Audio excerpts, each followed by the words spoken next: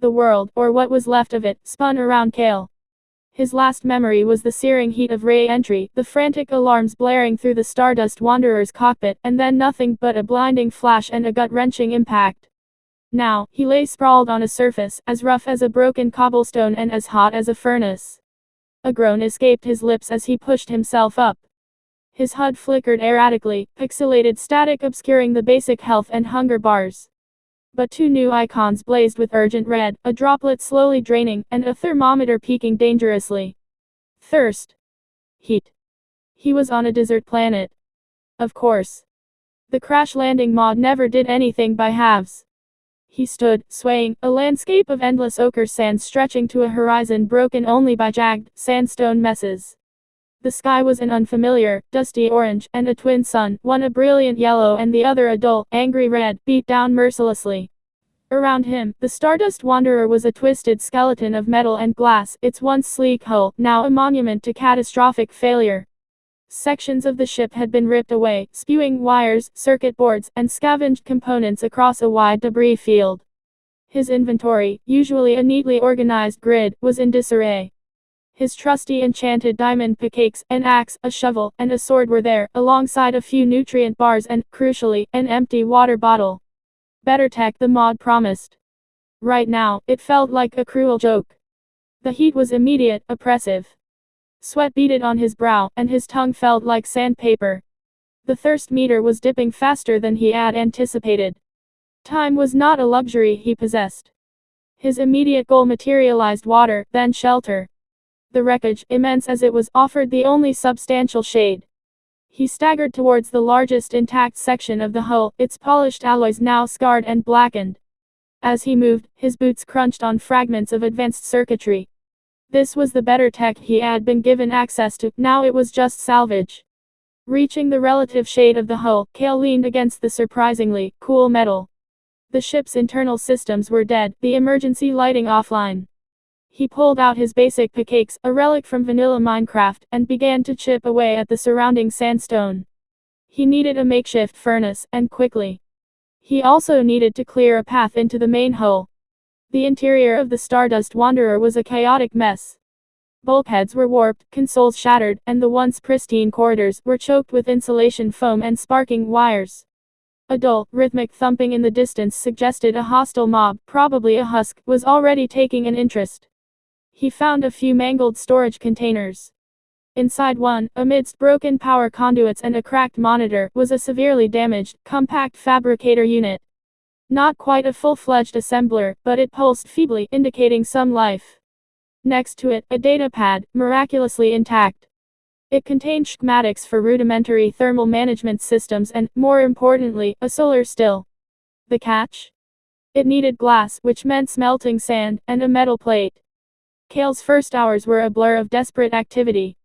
He mined enough sand and sandstone to create a small, temporary enclosure within the least damaged section of the ship's cargo bay. He quickly set up a crafting table, and a basic furnace. Fuel for the furnace was a problem: there were no trees, only sparse, thorny cacti.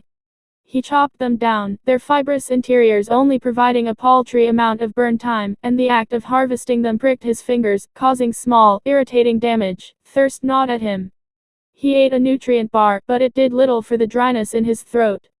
His eyes scanned the horizon, desperate. He spotted a patch of cacti, their ribbed, green bodies contrasting against the red sand. He knew from experience they offered a tiny bit of hydration, a poor substitute for water, but a substitute nonetheless. He sprinted, the heat threatening to overwhelm him, harvested a few segments, and gnawed on them, the bitter, pulpy flesh doing little more than dampen his mouth momentarily. The thirst meter barely budged. Night fell with shocking speed. The twin suns dipped below the horizon, plunging the world into a frigid, alien darkness. Surprisingly, the desert night was even harsher than the day, the temperature plummeting. Now, cold joined heat and thirst as a looming threat. Hostile mobs, husks and a few venomous scorpions, a modded edition, began to shuffle and skitter outside his temporary shelter. Inside the Stardust Wanderer's cargo bay, Cale huddled by his crude furnace, using the last of the cactus to smelt his first batch of glass from sand. The pale glow was a comfort against the encroaching darkness and the chilling cold. He had enough iron fragments from the wreckage to craft a metal plate. With trembling hands, he activated the damaged fabricator. It whirred, groaned, and with a shower of sparks, spat out a functional, if rudimentary, solar still. The next morning, Kale emerged from the wreckage, the still clutched in his hand. He found a relatively flat spot near the hull, where it would receive maximum sunlight.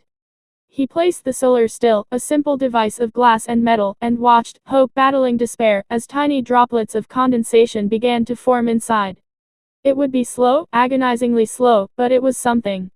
His next priority was making the ship livable. The cargo bay, while large, was still exposed to the elements in places. He used sandstone to patch smaller holes and salvaged metal plating from the Wanderer's outer shell to reinforce the larger breaches. The better tech of the mod meant these plates, though damaged, were more durable than standard iron. Slowly, painstakingly, the cargo bay began to transform. He cleared debris, pushed aside crushed supply crates, and swept away the fine red dust that coated everything. He found a few intact power cells, enough to get the damaged fabricator running on a more consistent basis. With the fabricator, he could start repairing the Wanderer's internal systems, even if incrementally. The datapad offered schematics for an airlock, a vital component for his new home. He needed more advanced alloys though, which meant deeper mining. Days turned into a grueling cycle.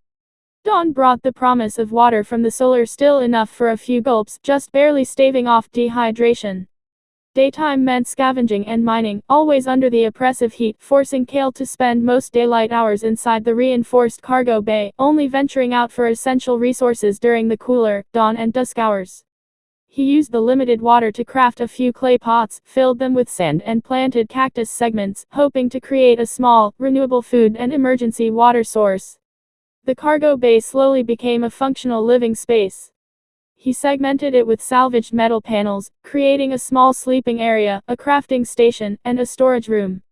The airlock, a triumph of salvaged tech and raw determination, now sealed off the main entrance, keeping out the desert's extremes and its nocturnal inhabitants. He installed basic lighting using repaired circuits and power cells, casting a dim, but comforting, glow. One afternoon, while sifting through a particularly mangled control panel, Kale unearthed a small, but powerful, thermoelectric cooling unit. It was designed for deep space applications, but with some rewiring, and a connection to his slowly growing power grid powered by salvaged solar panels, he had painstakingly repaired, and mounted on the ship's roof. It hummed to life. The first breath of truly cool air in days brought a wave of relief, so profound it almost buckled his knees.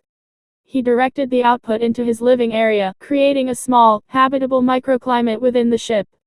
The heat meter, for the first time, began to stabilize. The thirst problem, while not entirely solved, became manageable. He had 3 solar stills now, collecting precious water, and the cactus farm, though slow, was producing enough pulp to make a rudimentary hydrating paste using the fabricator. He even discovered schematics for a moisture evaporator, a larger, more efficient device that could draw water directly from the sparse atmospheric humidity. That would be his next major project. The Stardust Wanderer was no longer a tomb of dreams, but a burgeoning outpost. Its broken hull, once a symbol of failure, was now a fortress. The cargo bay, transformed, was a testament to survival. It wasn't luxurious, exposed wires still snaked along walls, and the air still carried the faint scent of scorched metal, but it was safe. It was dry mostly. And it was cool enough to survive. Kale looked out through a newly installed, reinforced viewport. The twin suns were setting, painting the desert in hues of orange and purple. Beyond the ship, the endless sand stretched, unforgiving. But within, he had carved out a haven. The crash landing mod had thrown him into the deep end, on a desert planet with thirst and heat, his constant companions. But the better tech had given him the tools, and his own grid had provided the drive. The Stardust Wanderer might never fly again, but it had become something more important, home. And from this home, Kale knew, he would eventually explore, gather, and perhaps, one day, even thrive.